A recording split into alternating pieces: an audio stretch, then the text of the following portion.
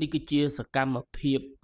បុគ្គលិកនៃក្រសួងសុខាភិបាលបងប្អូនដែលត្រូវបានអញ្ជើញឲ្យមកតម្រង់ជួរទៅតាមមាត់ច្រកហើយការតម្រង់ជួរនោះនឹងទទួលបាននៅលិខិតមួយគឺលិខិតបាទឲ្យលាឈប់ពីតំណែងបាទនេះគឺជារដ្ឋមន្ត្រីក្រសួងសុខាភិបាលលោក Kennedy បាទដែលជាក្មួយរបស់អតីតប្រធានាធិបតី John Kennedy បាទបុគ្គលិកទាំងអស់ត្រូវបានតម្រង់ជួរត្រូវបានហៅមកវិញនៅក្នុងប្រព័ន្ធសារអេឡិចត្រូនិកអ្នកខ្លះត្រូវបានហៅដោយប្រព័ន្ធសារអេឡិចត្រូនិកបើអ្នកខ្លះត្រូវបានឲ្យអញ្ជើញមកដោយផ្ទាល់ដើម្បីទៅយកលិខិតលាឈប់បាទនេះគឺជាប្រតិបត្តិការក៏ដូចជាបេសកកម្មទី2បន្ទាប់ពីប្រធានាធិបតី Donald Trump បាទបានរៀបចំរុះរើ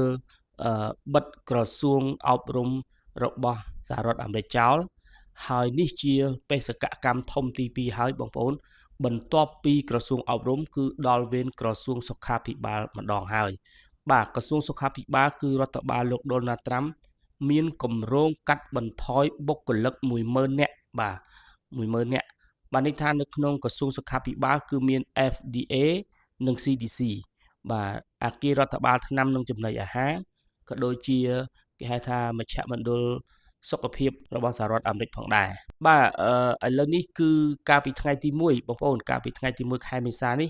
បាទបុគ្គលិកសុខាភិបាលទាំងអស់ត្រូវបានកោះហៅឲ្យមកតម្រង់ជួរគ្នាហើយនេះគឺជាសមត្ថកិច្ចរបស់សហរដ្ឋអាមេរិកត្រួតពិនិត្យទូរស័ព្ទដៃរបស់ពួកគេបើសិនជាទូរស័ព្ទដៃរបស់ពួកគេត្រូវបានជូនដំណឹងដោយសារអេឡិចត្រូនិកបាទន័យថាពួកគេត្រូវបានហាមមិនឲ្យចូលទៅក្នុង CDC ក៏ដូចជា FDA នេះទេបាទហើយបើសិនជាពួកគេ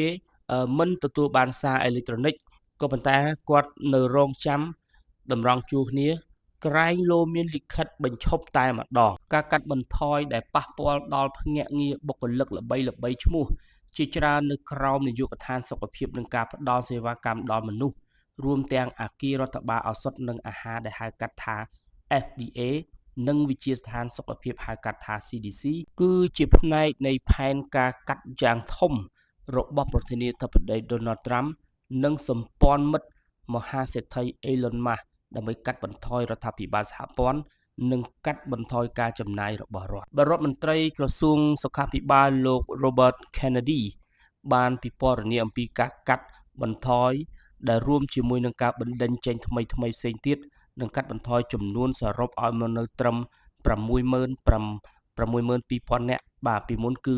82,000 នាក់ដែលមានសារៈសំខាន់ក្នុងការរដ្ឋបាលនិងការចំណាយអត់ប្រយោជន៍របស់រដ្ឋបាលចាស់បាទន័យថារដ្ឋបាលលោក Donald Trump នេះគឺមានគម្រោងកាត់បន្ថយរហូតឲ្យនៅត្រឹមតែ62,000 នាក់ទេបាទពីមុនគឺ82,000 នាក់ទោះជាយ៉ាងណាក៏ដោយពួកគេបានបណ្ដេញអ្នកវិទ្យាសាស្ត្រកំពូលដែលមើលការខុសត្រូវលើសុខភាពសាធារណៈអ្នកស្រាវជ្រាវជំងឺមហារីកអ្នកទទួលថ្នាំបង្ការអ្នកអនុម័តថ្នាំដែលបានបង្កើនការព្រួយបារម្ភអំពីរបៀបដែលសហរដ្ឋអាមេរិកនឹងឆ្លើយតបទៅនឹងភាពអាសន្នផ្នែកសុខភាពដូចជាការរីករាលដាលនៃជំងឺកញ្ជ្រឹលដែលកំពុងបន្តនិងការរីករាលដាលនៃជំងឺផ្ដាសាយបក្សីដែលកំពុងកើតមានឡើងក្នុងពេលបច្ចុប្បន្នលោក Kennedy បានបង្ហោះនៅលើបណ្ដាញសង្គម X ដោយបន្ថែមថាការផ្លាស់ប្ដូរគឺចាំបាច់ដើម្បីឆ្លើយតបលើបេសកកម្មស្នូលរបស់ខ្លួនក្នុងការការពារជំងឺដ៏រ៉ាំរ៉ៃការបណ្ដេញចេញនៅប្រធានរដ្ឋបាលចំណីអាហារនិងឱសថដែលត្រូវបានគេចាត់ទុកថាជានាយកឱសថកម្ពុជារបស់ពិភពលោករួមមានលោក Peter Stan ប្រធានការិយាល័យឱសថថ្មីនៅក្នុងមជ្ឈមណ្ឌលសម្រាប់ផ្នែកវិតម្លៃនិងស្រាវជ្រាវឱសថរបស់ខ្លួនលោកបានលាលែងពីតំណែងកាលពីថ្ងៃអង្គារនៅពេលដែលប្រឈមនឹងការបណ្តេញចេញនេះបើយោងតាមប្រភពមួយដែលបានឲ្យដឹងពីបញ្ហានេះលោក Brian King ដែលជាប្រធានផ្នែកផលិតផលថ្នាំជក់របស់ FDA ត្រូវបានបណ្ដេញចេញពីការងារនេះបើយោងតាមអ៊ីមែលដែលផ្ញើទៅកាន់បុគ្គលិក FDA ហើយបានផ្ញើទៅកាន់ Reuters បន្ទាប់ពីមានការបណ្ដេញចេញលោក Peter Marks ដែលជាមន្ត្រីវ៉ាក់សាំងកំពូលដែលត្រូវបានគេចាត់ទុកថាជាមនុស្សសំខាន់របស់អគាររដ្ឋបាលថ្នាំនិងឱសថចំណីអាហារយោងតាមប្រភពមួយបានឲ្យដឹងថាបុគ្គលិក FDA ម្នាក់បាននិយាយថាបុគ្គលិកត្រូវតែបង្ហាញផ្លាកសញ្ញារបស់ពួកគេនៅតាមច្រកអគារហើយ អ្នកដែលត្រូវបានបណ្តេញចេញត្រូវផ្ដល់សំបុត្រមួយដោយប្រាប់ឲ្យត្រឡប់ទៅផ្ទះវិញ នេះបើយោងតាមប្រភពមួយចំនួនដែលបានដឹង មនុស្សបានរង់ចាំជាច្រើនម៉ោងដោយមិនដឹងថានឹងមានរឿងអ្វីកើតឡើងចំពោះពួកគាត់ទេ បាទគឺគាត់ត្រូវបានត្រឡប់មកអគារដើម្បីតម្រង់ជួរក្រែងមានការមិនឲ្យចូលដោយការរដ្ឋមន្ត្រីក្រសួងអប់រំបាទត្រូវបានបិទដោយសារអេឡិចត្រូនិកបាទនេះគឺជារដ្ឋមន្ត្រីក្រសួងសុខាភិបាលលោក Kennedy បាទគឺលោកបានប្រកាសថាវាគឺជាកិច្ចការស្នូលរបស់រដ្ឋបាល Donald Trump បាទគាត់នៅក្នុងគេហៅថារដ្ឋមន្ត្រីរបស់ក្រសួងសុខាភិបាលរបស់បក Republic បាទបកសាធារណរដ្ឋរបស់លោក Trump នេះហើយបាទសម្បត្តិដែលត្រូវបានឃើញផ្ញើដោយ Reuters បាទគឺគេផ្ញើចូល